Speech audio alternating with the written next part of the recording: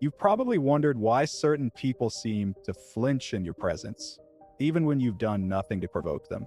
They smile politely, they nod at your words, but behind their eyes you can sense something colder, an unspoken resentment, a strange discomfort that grows the more authentic you are. And here's the unsettling truth. It has nothing to do with you doing something wrong. It has everything to do with the light you carry and the shadows it awakens in others. Empaths live in this paradox. Your warmth, your ability to truly see people, to step into the quiet corners of their pain without judgment. It's a rare gift, but it's also a mirror, and not everyone likes what they see in that mirror.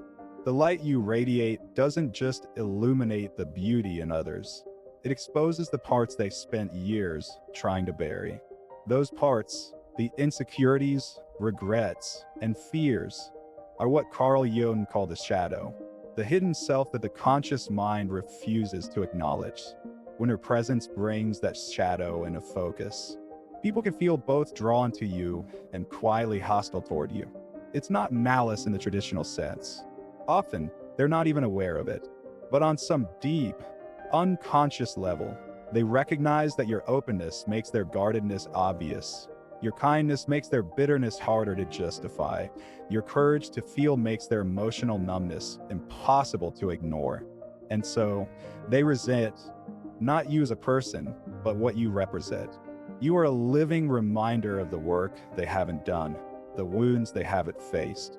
It's a strange position to be in, to be sought out for your empathy while simultaneously being resisted for the same reason. At first, you might think it's just a misunderstanding. You try harder, soften your words, dim yourself just a little, hoping they'll feel more comfortable. But if you've lived long enough in this role, you've learned the hard way. Dimming your light doesn't ease their discomfort, it only drains you. Jung understood that light and shadow are inseparable. The brighter the light, the sharper the shadow it casts. And so, when you step fully into who you are, you inadvertently pull the hidden aspects of others in a stark relief. They may project that discomfort onto you, telling themselves that you're too sensitive, too intense, or too much. But those words are only code for, you're making me see something I'm not ready to face. Empaths often carry what Jung might have called the archetype of the wounded healer, the ability to understand suffering because you've walked through it yourself. Your compassion didn't appear out of nowhere. It was carved into you by your own struggles, your own nights of feeling unseen. But here's the cruel irony. The same depth that allows you to connect so profoundly with others is also what makes you a threat to their defenses. To someone still deeply identified with their shadow, your light feels invasive, almost dangerous. This is why you'll find yourself in relationships, friendships, family bonds, even romances, where there's an invisible push and pull. They'll seek you out when they need comfort or clarity, but they'll distance themselves the moment your presence stirs something in them they can't control. They'll praise you in public and criticize you in private. They'll tell you how much they value your insight, then subtly undercut your confidence when it suits them. It's not because they're evil, it's because part of them is still at war with themselves, and you've become the battlefield. If you're not careful, this dynamic can trap you. You start believing it's your responsibility to ease their inner tension, to fix whatever it is about yourself that triggers them. Without realizing it, you take on the role of emotional caretaker, pouring your energy into holding together a balance that was never yours to maintain. And little by little, you lose the joy that makes you radiant in the first place. The truth is, resentment is not always a sign you're in the wrong. It's often a sign you're in the presence of someone who is not ready to meet themselves. Your light is not a weapon, but to someone afraid of what it reveals, it will feel like one. That's why some of the people who claim to love you will also try to shrink you. They need your empathy as long as it soothes them, but they resist at the moment it challenges them. It's not your job to make them ready, and it's not your burden to carry their discomfort as proof that you failed. The only thing you're truly responsible for is keeping your light alive, refusing to let it be dimmed by the unprocessed shadows of others. Because if you make your existence small enough to avoid triggering anyone, you'll disappear entirely, not just from their sight, but from your own. The moment you start to understand this dynamic, you begin to see it everywhere. You notice how certain people lean in when you speak about pain they've felt, yet look away when you speak about healing they've never dared to attempt. You recognize the subtle shift in tone, the way laughter becomes sharper, how compliments begin to carry a hidden edge. And you realize it's not random. It's a pattern that has followed you through jobs, friendships, even family gatherings. Jung once wrote that the meeting of two personalities is like the contact of two chemical substances. If there's any reaction, both are transformed. Your presence as an empath is a catalyst. People don't remain neutral around you. You awaken something in them, and transformation is uncomfortable for those still clinging to old identities. They might sense, without fully knowing why, that your gaze is a kind of X-ray, seeing through the polite smiles and rehearsed stories to the truths they keep hidden even from themselves. This is where projection comes in. The mind, desperate to avoid the discomfort of facing its own shadow, will place the blame outside itself. Suddenly, you are the problem. You're too intense, too emotional, or too idealistic. But these are just the masks they wear to protect themselves from the deeper truth. Their authenticity reminds them of everything they've silenced within themselves. The irony is they often came to you because they felt safe, but safety has a cost. It dismantles the walls they thought they needed. And so, you face a choice that every empath eventually encounters. Do you protect their comfort at the expense of your truth? Or do you protect their light, even if it means being misunderstood? For years, you may have chosen the first path. You've bitten your tongue, laughed off dismissive remarks, swallowed your needs to keep the peace. You become an expert in self-erasure. But the more you shrink, the more you notice an aching emptiness that no amount of approval can fill. There's a turning point, though. It comes when you finally realize that the resentment others feel toward you is not something you have to cure. It's not yours. You're not responsible for making someone ready to face themselves. Readiness is born from personal reckoning, from the courage to meet the shadow and not turn away. You can't walk that path for anyone else. And once you truly understand that, you stop trying to negotiate your existence. But this doesn't mean you become cold or detached. In fact, it's the opposite. You become more rooted in your compassion because you no longer confuse compassion with self-sacrifice. You begin to see the difference between offering your light and being drained of it.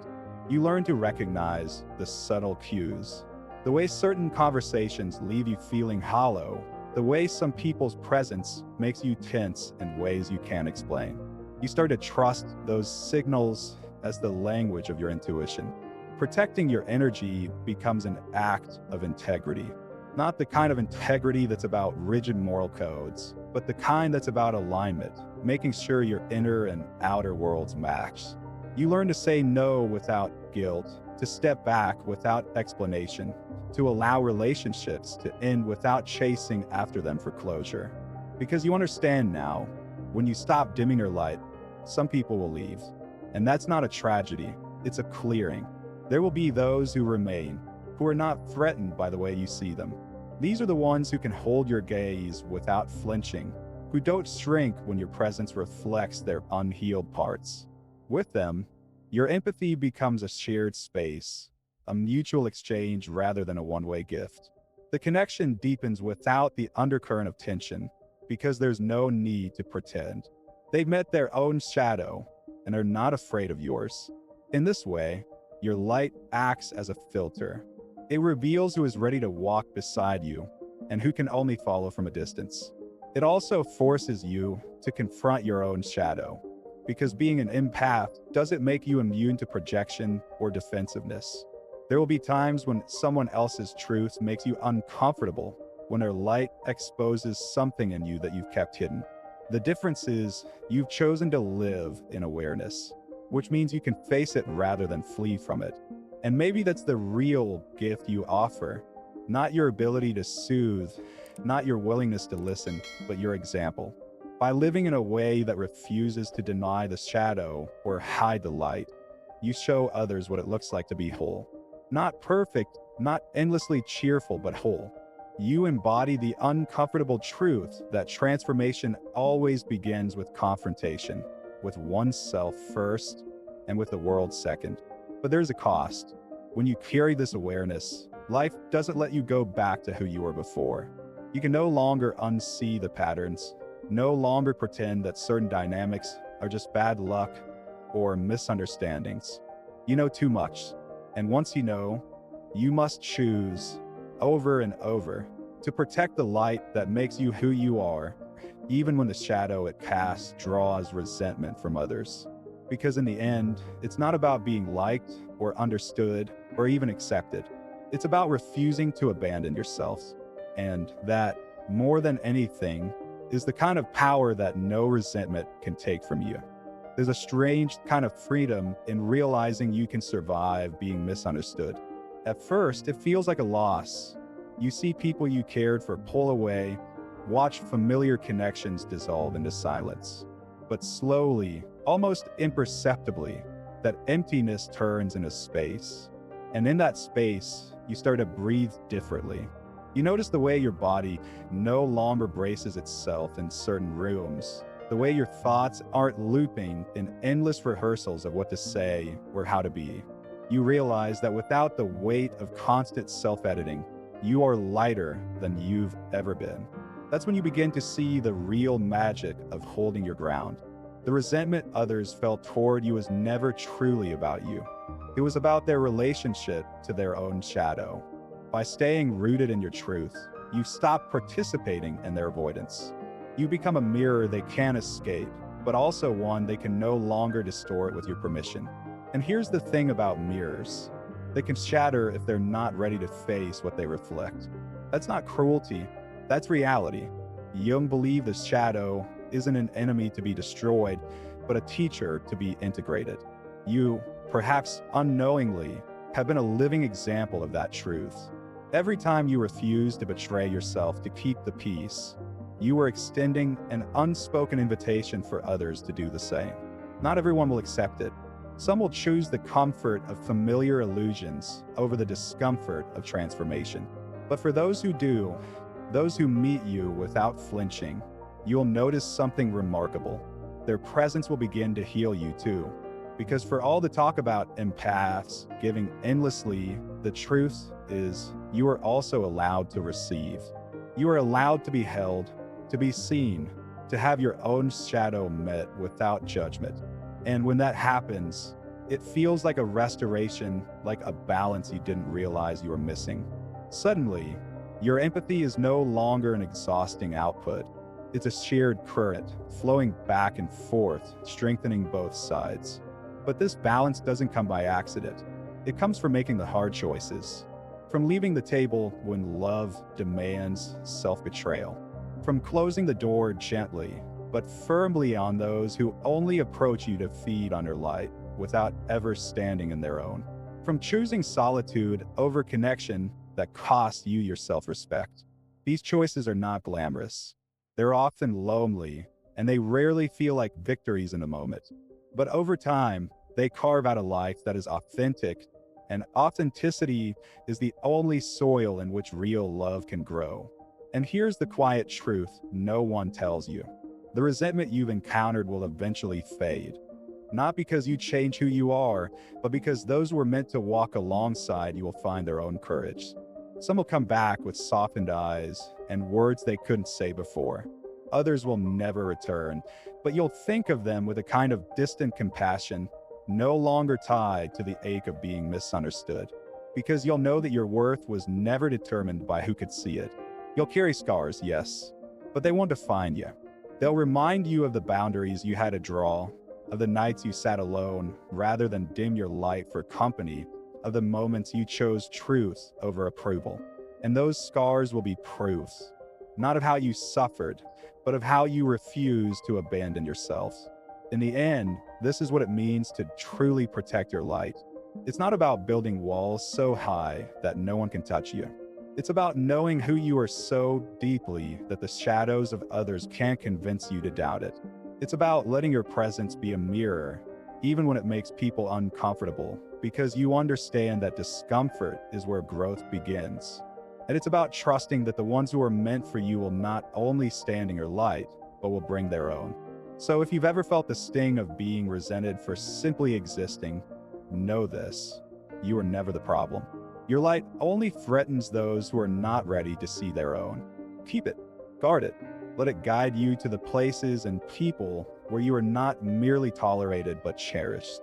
And when you stand in those spaces, you'll understand that all the misunderstanding, all the distance, all the loss that was leading you here. Because your light is not a gift you give away until there's nothing left. It's a fire you tend, and when it burns steady and strong, it can warm the ones who are ready and illuminate the path for those still finding their way. That is your power, and no resentment in the world can take it from you. If these words found you in a season where you've been questioning your worth, let this be your reminder. You are allowed to exist exactly as you are. You are allowed to protect your light without apology.